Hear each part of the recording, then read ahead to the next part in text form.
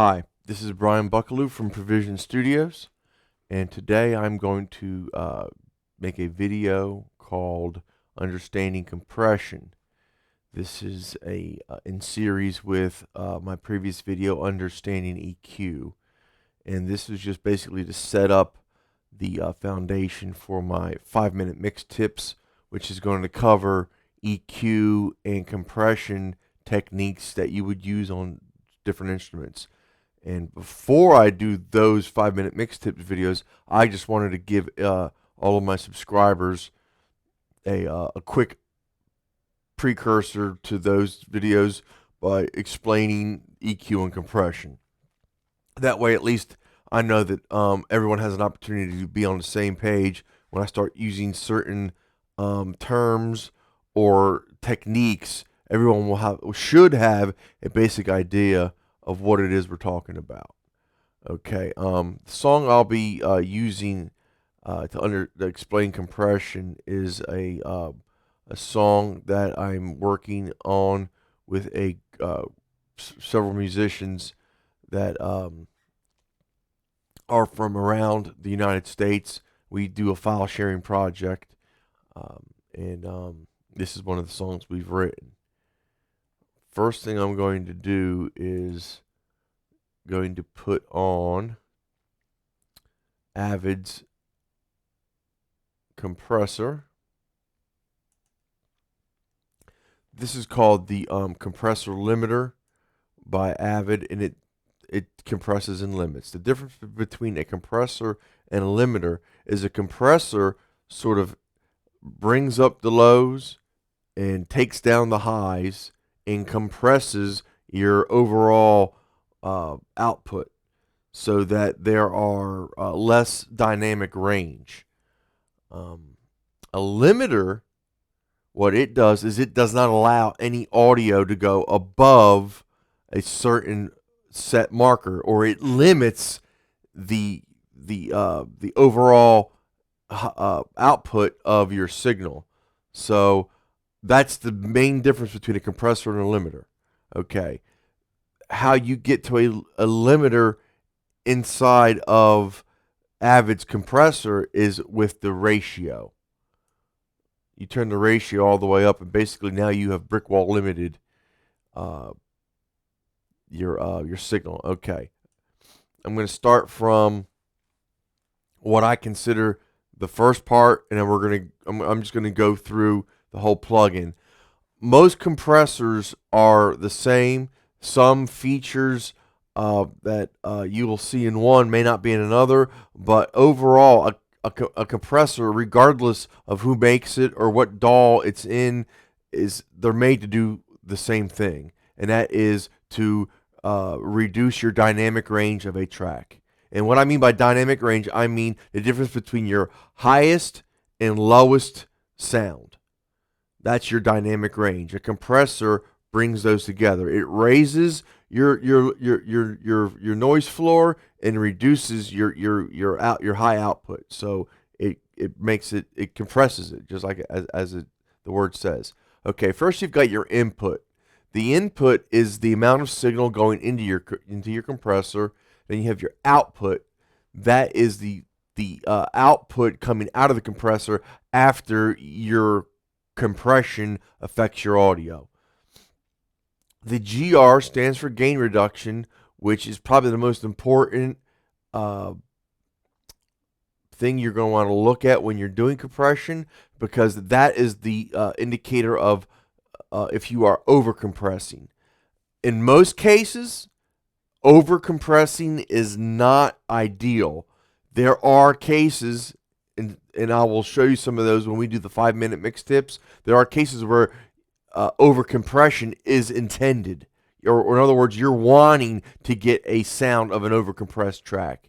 And again, I'll cover those in future videos. But for today, I just want to explain what the compressor, how it works. Okay. First off, the first thing you're going to want to know is your threshold. Your threshold is simply what it means, and you'll see when I move it, the threshold, you'll see right here that this arrow moves up and down. So the lower my dB, the higher the arrow goes. You can also adjust it from here. You can move the arrow, and you can see now my dial is moving, my threshold dial. So what this means is this is the level with which compression starts. So the threshold is the first setting you're going to want to adjust when you first instantiate or start putting your compressor to work. The second thing I would tell you to look at would be your ratio. The ratio is the amount of reduction that occurs after your signal reaches your threshold. So let's say we have our threshold set at 10 dB. And we have our ratio set at 2:1. For every decibel above negative 10 dB, the ratio is going to reduce it 2 decibels for every 1 decibel. That's what it means, 2:1. That will lower your peak. It will increase your noise floor, so you have to be very careful. Overcompression can make your track noisier. So it's going to bring up your lows. It's going to reduce your loudest parts. And the next thing I'm going to show you is how you offset that. It's called your gain or your makeup gain. Usually the idea would be whatever your gain reduction is here. Let's say you're reducing, you see it's hitting right here on 2 dB. That's around the area you're going to want to increase. So your makeup gain brings your signal back to the level it was prior to hitting your compressor, so that you don't ever want to have the compressor sort of reducing your level of your track. Your gain or makeup gain in some compressors is what it's called, is how you offset what the compressor is doing. Next, we'll look at attack. Attack is the amount of time it takes for the compressor to initiate the effect. So a quick attack is going to make that compressor act almost immediately. A slower time is going to make it activate not so fast, okay? The release is the amount of time it takes for the compressor to reset.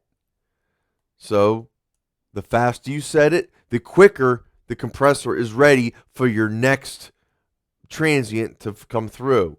The slower or the more time the release is set for, the longer it takes for the compressor to reset.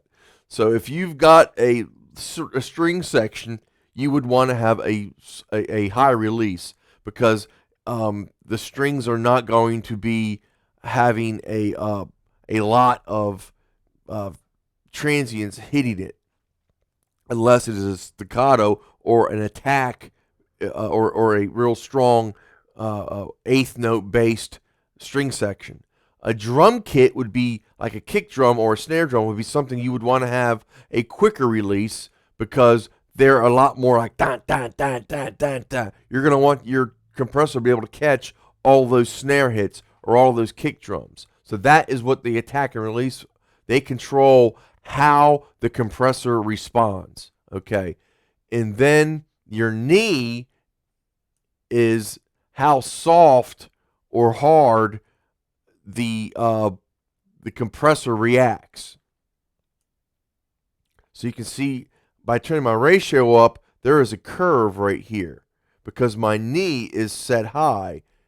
If I turn my knee down, you'll see that my knee squares off, which makes it a more abrupt cut or a more harsh cut. So a soft knee and a harsh knee.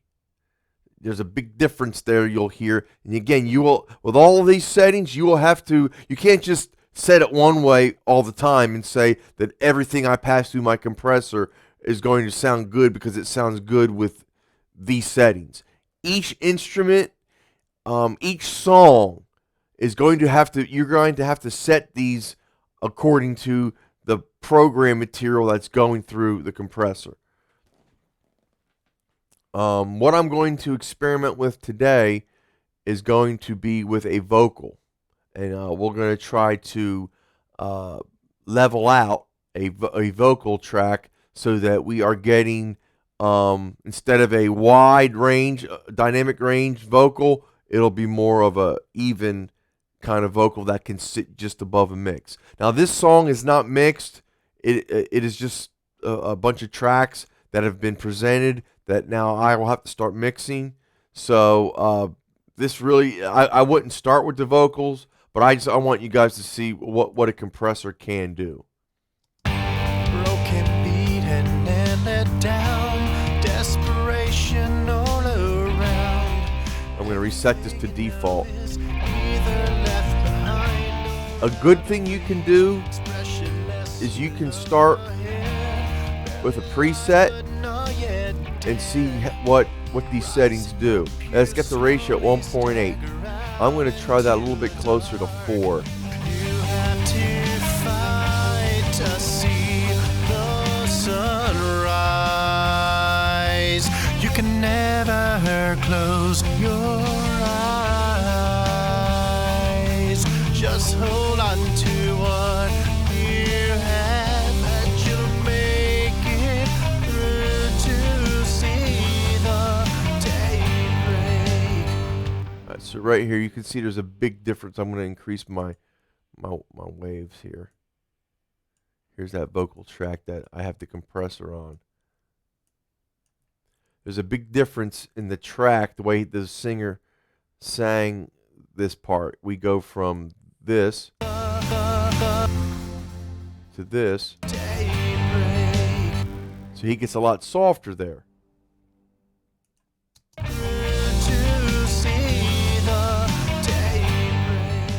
And I don't want that to be such a drop off there. So I've got to make sure that my compressor is going to reduce the peaks here to be closer matched to this low part. Alright,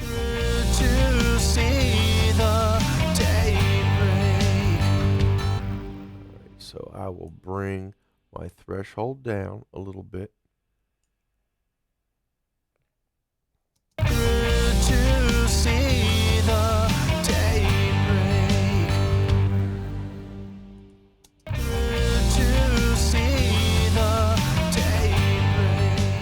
So that's already better.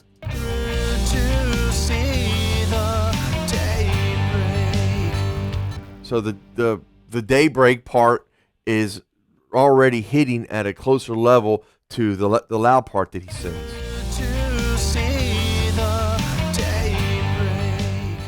So you can see when he goes daybreak, it's coming down to about 18, and when he's saying the first part of it, it's at like negative 12. So I could literally pull this down a little bit more to try to even this out. And see what's happening? That's actually pushing that up a little bit more. Because we're getting more compression now, I could increase my makeup gain.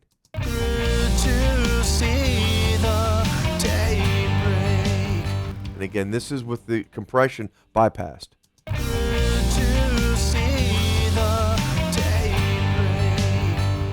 One more time with the compression on. There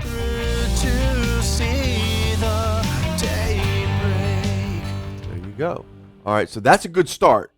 Considering that nothing else is mixed and I'm just throwing a compressor on the vocal, and we're seeing already that what we're able to do with the compressor, that's just for vocal. There's other forms of compression you would put on a guitar or on a bass or on drums that would not be, you would not want to use the same setting as what you would have the vocal, simply because a vocalist does not, waveform does not appear or react anything like another instrument. An example is the acoustic guitar. Look at the difference in this wave as opposed to the vocalist's wave. These are more well-rounded. These are more sharp transients because there's a much harder attack on that instrument. So you've got to, you would use a completely different compression setting on the acoustic guitar, if any at all. You may not need to use any compression on that instrument. You know, I usually put a compressor on every track to just sort of help tighten everything up, and then I put an overall compression on my mix bus at the end.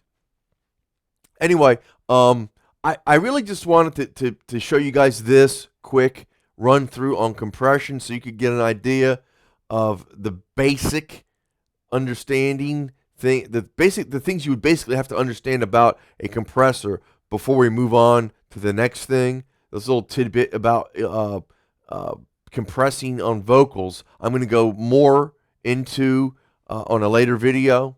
I just wanted to get everyone an opportunity to see a compressor, what broken down by each element, so that we could all get a better understanding of what a compressor does. A compressor could be the most musical plugin you will ever want to use in a song, and it could be the worst plugin or the most unmusical plugin you ever use in a song. It all depends on how you are understanding to use it. If you use it the proper way, it can completely make a so-so mix sound extraordinary. There are plenty of recording engineers and music producers that mix only with compression and with great results. Christopher Lord Alge is one. He is world renowned for his expert use with compressors. And many of his great mixes, he used nothing but compression. He's made compression an art form. Anyway, if you look at what I just explained here, you can see compression is not hard to understand. It's certainly not hard to implement. It just takes practice, and more importantly, it takes understanding what you want to get and how to get it out of it. So you do that by starting with a preset, looking at what the settings do, and then modifying it to your track. Okay, I will be back in a couple days with another video. We will start the 5-minute mix tip portion of my tutorials. I'm thinking we'll start with an EQ 5-minute mix tip, probably how to implement maybe a high-pass filter on a mix, so we can hear the difference between a mix without high-pass filtering and with high-pass filtering, and how much that can clear up your mix. Okay, other than that, if you have any questions, you can post them in the comment section of this video, or you can email me at brianbuckalew@yahoo.com, and that's BrianBuckalew@yahoo.com, or you can visit my website, provisionstudios.com. That's PROVIZIONSTUDIOS.com, and you can leave an email to me at my website. All right? Thank you very much, and you have a blessed day.